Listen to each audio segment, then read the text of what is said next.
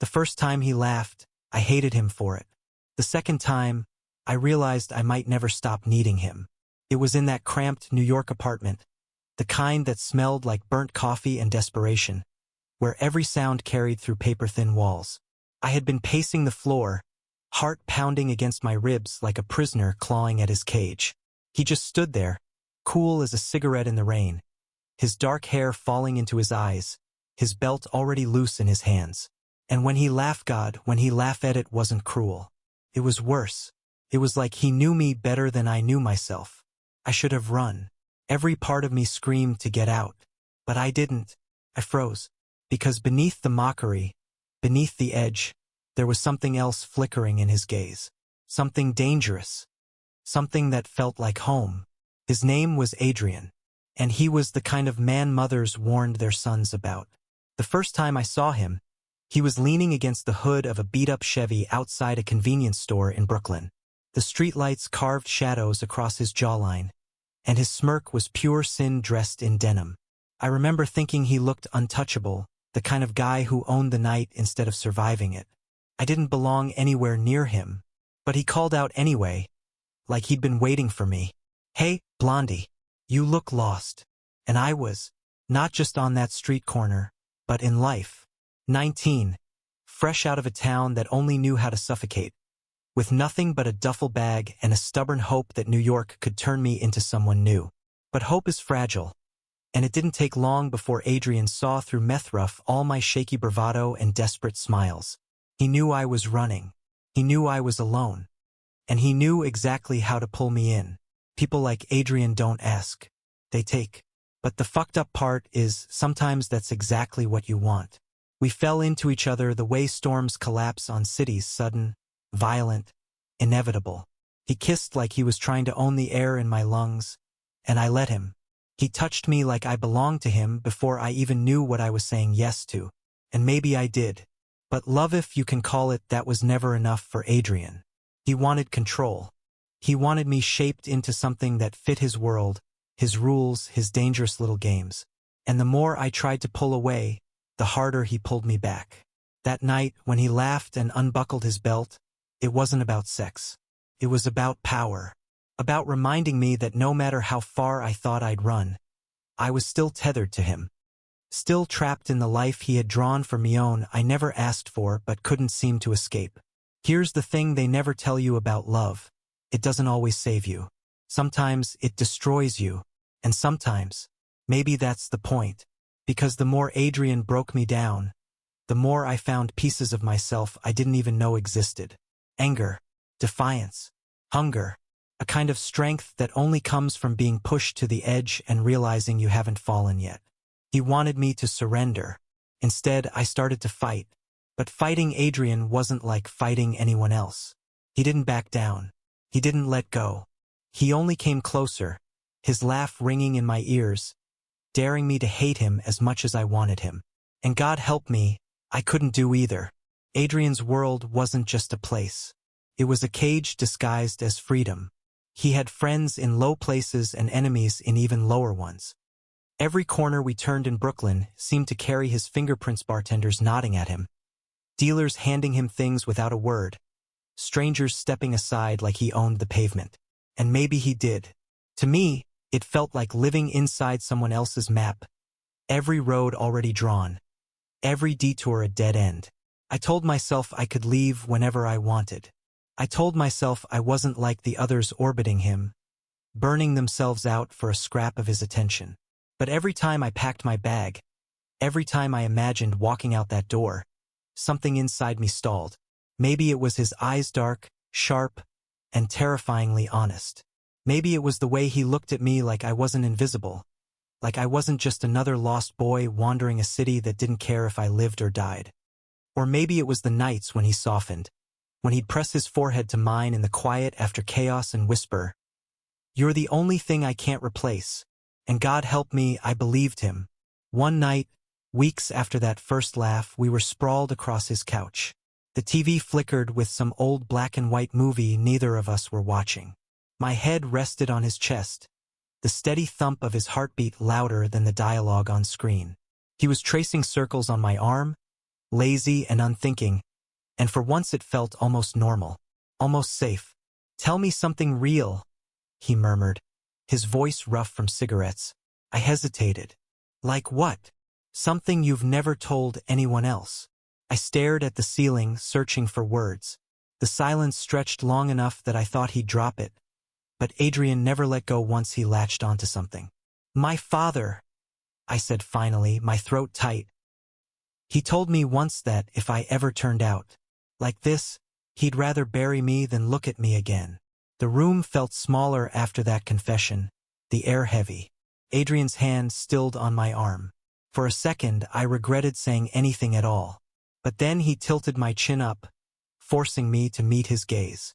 There was no smirk this time, no game, just fire. "Fuck him," Adrian said simply. "He doesn't get to have you. I do." The words should have scared me.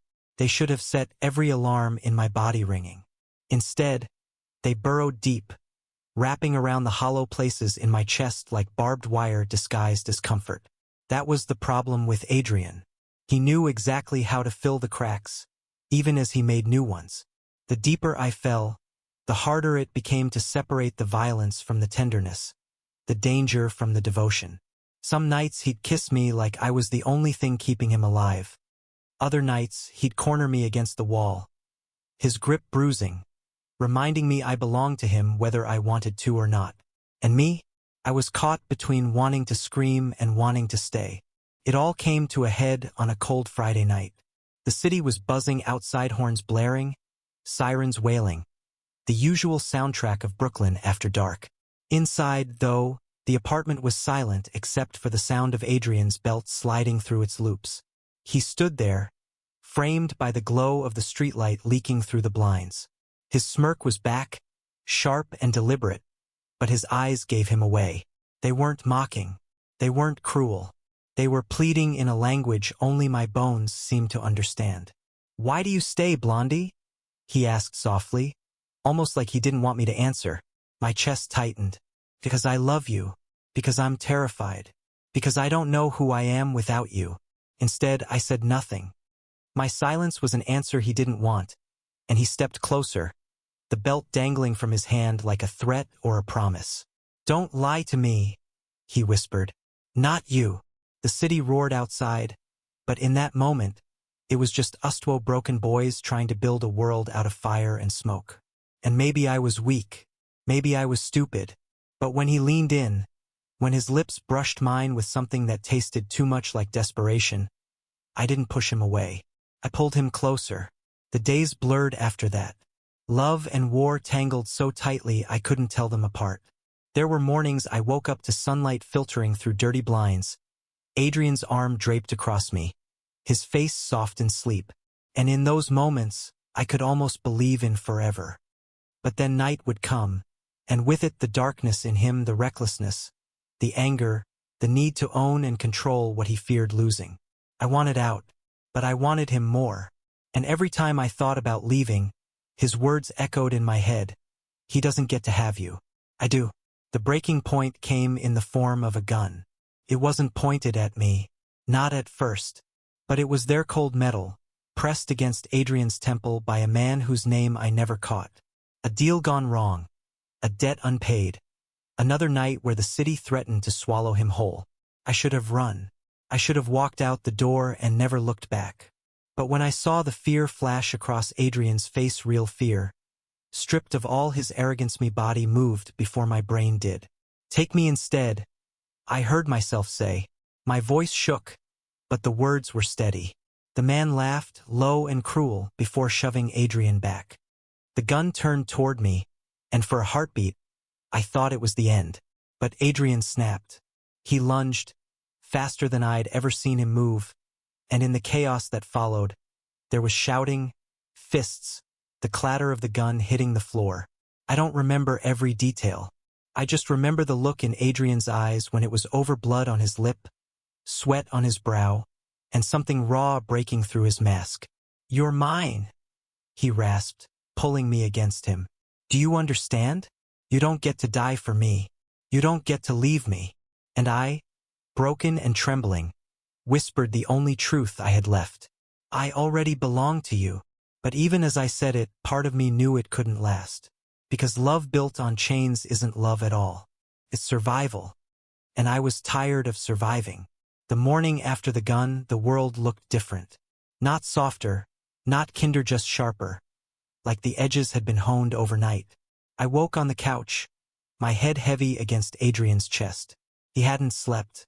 I could feel the restless rise and fall of his breathing, hear the way his fingers tapped against my shoulder like he was keeping time with a clock only he could hear. When I opened my eyes, I found him staring out the cracked blinds, the city stretching endless beyond. His jaw was tight, his knuckles white where he gripped the belt he hadn't bothered to put back on. "You should have run," he muttered, voice hoarse. "I couldn't," I said. My throat was raw, but the words came anyway. "I wouldn't." He looked down at me then, something fierce in his eyes. Not relief, not gratitude. Something darker. "That's what scares me," he whispered. The next weeks blurred into survival. Adrian had pissed off the wrong people and now shadows followed us everywhere. Cars idled too long outside the apartment. Strangers lingered in alleys with eyes that knew too much. He kept a gun tucked into the back of his jeans, and every time I caught a glimpse of it, my stomach twisted. I didn't ask questions. He didn't give answers. That was our unspoken deal. I stayed, he protected. Even when protection looked a lot like destruction. But cracks were forming. Some nights, when he thought I was asleep, he'd sit at the edge of the bed, cigarette smoke curling around him like ghosts. His hands shook when he thought no one was watching. And though I wanted to reach for him, to soothe whatever demons clawed at his insides, I didn't. Because I was afraid if I touched him then, I'd find nothing but ashes. One evening I finally snapped. We were in his car, an old Chevy that rattled every time it hit a pothole. He was driving too fast, knuckles pale on the wheel, his jaw locked tight. The silence between us was thick enough to choke. "Pull over," I said. He didn't. "Adrian, I'm serious. Pull over." The tires screeched as he jerked the car to the side of the road. The city's neon glow washed over his face, painting him in bruised colors. "What the hell is your problem?" he snapped. "My problem?" My laugh was bitter. "My problem is I'm drowning, Adrian. Every day with you feels like I'm 1 second away from being dragged under. And I keep asking myself why I don't leave. Why I can't." His chest rose and fell hard and fast. For once, he didn't have a smirk. He didn't have words. Just silence. So I kept going, because if I stopped I'd never start again. "You say I'm yours.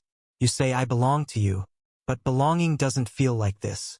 It doesn't feel like waking up every morning wondering if today's the day you'll destroy yourself and take me with you." The confession cracked something between us. I saw it in the way his shoulders slumped, the way his hand dropped from the wheel like it had lost all strength. "I don't know how to love without breaking things," he said finally, his voice low, wrecked. "I don't know how to keep you safe when I can't even keep myself safe." I swallowed hard, my chest aching. "Then learn. For me. Or let me go." The last words hung in the air like smoke. For the first time since I'd met him, Adrian looked afraid, not of the world, not of the men chasing him, but of me. Of losing me. That night he didn't touch me. He didn't even lie beside me. He sat awake, staring at the wall until dawn. And when the sun rose, I realized something had shifted. Maybe he would change. Maybe he wouldn't. But for the first time, he knew I wasn't a boy he could chain down forever. Still, change doesn't come easy. A week later, the danger caught up to us. We were walking home from a corner store, plastic bag heavy with cheap beer and cigarettes, when the black car pulled up. Doors opened. Men spilled out. Adrian shoved me behind him, gun already in his hand. The night exploded, shouts, fists, the flash of steel. I'd never seen him like that before. A storm in motion, fury and desperation in every movement. I should have run. But I couldn't leave him. Not when he was fighting for both our lives. Somehow we got away. Bruised, bleeding, gasping for air. We stumbled into the apartment and collapsed on the floor. My hands shook as I pressed a rag to his split lip, his blood staining my fingers. You're gonna get us killed? I whispered, tears burning hot in my eyes. He caught my wrist, holding it tight against his mouth. Not you, he said fiercely. Never you. That was the night I realized Adrian wasn't just dangerous. He was doomed, and if I didn't make a choice soon, he'd drag me down with him. But love God. Love makes fools of us all. Instead of leaving, I kissed him, salt and blood mixing on our tongues. He kissed me back like I was air after drowning, like I was the only thing keeping him tethered to this world. Maybe I was. In the days that followed, we lived like fugitives. Adrian moved us between motels, never staying more than a night or two. I learned the sound of footsteps in hallways, the language of whispers through thin walls. I learned how to sleep with my shoes by the door, ready to run. But I also learned something else. Underneath all his chaos, Adrian was terrified. Not of the men chasing him, not of death, but of me seeing him as he really was, a boy who had never been loved without conditions, who thought control was the only way to keep from being abandoned. And for the first time, I didn't see the predator. I saw the child he used to be. One night, in a motel off I-95, I found him sitting on the bathroom floor, head in his hands. The shower ran cold behind him, steam fogging the mirror. He looked up when I entered, eyes red, lips trembling in a way I'd never seen. I don't know how to let you love me, he admitted. I knelt beside him, taking his face in my hands. Then let me teach you. For once, he didn't fight. He didn't laugh. He didn't smirk. He just let himself break, and I held him through it. And maybe, just maybe, that was the first step toward something real. But the city wasn't done with us. And the past doesn't stay buried, not for men like Adrian.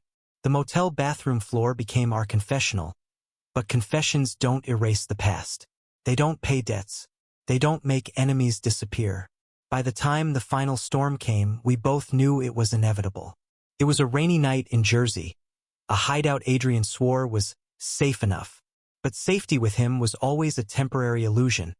A borrowed hour before the sky collapsed again. I was watching the rain smear neon across the cracked window when I heard the knock. 3 sharp raps. Not a neighbor. Not a friend. Adrian froze. His hand slid automatically to the gun on the nightstand. For a moment, our eyes locked, his wide and unguarded in a way that terrified me more than the knock itself. They found us, he whispered. What followed was chaos. Shouts. The door splintering. Men pouring in with fists and fury. Adrian fired. The room filled with smoke and screams. I pressed myself against the wall, heart clawing at my ribs, until a hand yanked me forward, rough, merciless. Not him. Adrian's voice roared, animal and desperate. Leave him out of this. But they didn't. One of them pressed cold steel against my temple, and in that instant, I saw Adrian break. His gun wavered. His smirk, his swagger, his walls gone. All that was left was a boy who couldn't bear to lose me. Don't, he begged. His voice cracked. Please take me, not him. The man laughed, cruel and hollow. Oh, we'll take you both. I don't remember deciding. I only remember moving, slamming my elbow back, breaking free, the gun going off. Deafening noise. Smoke. Adrian lunging. The smell of blood, sharp and final. And then silence. When it cleared, bodies lay crumpled. Shadows of the men who thought they could own us. My hands shook as I realized I was still alive. Adrian stood in the center of the wreckage, chest heaving, blood streaking down his arm. He looked like hell. He looked like salvation. But when his eyes met mine, I understood. This couldn't go on. We left that night. Not running, escaping. There's a difference. Running meant letting the past chase us forever. Escaping meant choosing a new future, even if we didn't know where it would lead. We drove until the city lights gave way to endless highways, until the rain eased and the stars crept out timidly over the horizon. At a rest stop somewhere in Pennsylvania, Adrian finally pulled over. His hands gripped the wheel like it was the only thing tethering him to this earth. I can't keep doing this to you, he said. His voice was a whisper, ragged and raw. I'll destroy you, just like I destroy everything I touch. I reached across the console, covering his trembling hand with mine. You don't destroy me, Adrian. You scare me. You break me. You make me want things I shouldn't want. But you don't destroy me. His laugh was wet, bitter. That's only because you're stronger than me. Maybe, I said softly, or maybe it's because I see you, the real you, not the storm, not the fire, just you. He turned then, and in the dim light of the dashboard, I saw tears in his eyes. Adrian, who laughed at danger, who faced down guns and knives without flinching. And for the first time, he let me hold him without fighting it. We didn't fix everything overnight. Love isn't magic. It doesn't erase scars or silence demons. But we found something better: choice. Adrian chose to put down the gun, at least long enough to learn what it meant to breathe without it. I chose to stay, not because I was trapped, but because I wanted to. We found work in small towns, day labor, nothing permanent. We slept in cheap motels, sometimes in the car, sometimes under the open sky. It wasn't glamorous. It wasn't easy, but it was ours. And slowly the shadows began to fade. One evening, months later, we ended up in a tiny town in the Midwest. The kind of place with one diner, one gas station, and fields that stretched into forever. We were nobodies there, just two tired boys chasing a little peace. At the diner, Adrian slid into a booth across from me. His dark hair was longer now, his face less haunted. He looked younger in a way I'd never seen. You ever think we could stay? He asked, sipping bad coffee. Like, actually stay? The question caught me off guard. He'd always been restless, always half in love with chaos. But now his voice held something new. Hope. I smiled, tentative but real.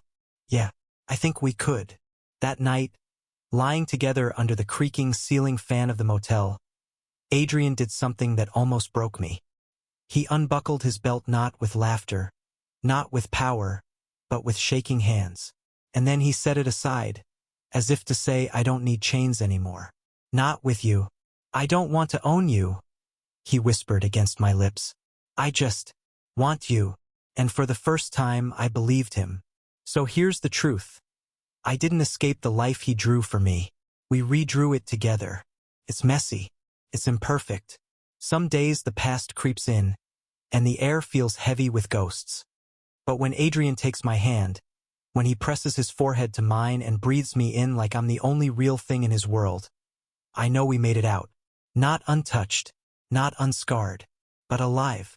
And maybe, for two broken boys who found each other in the wreckage, that's enough.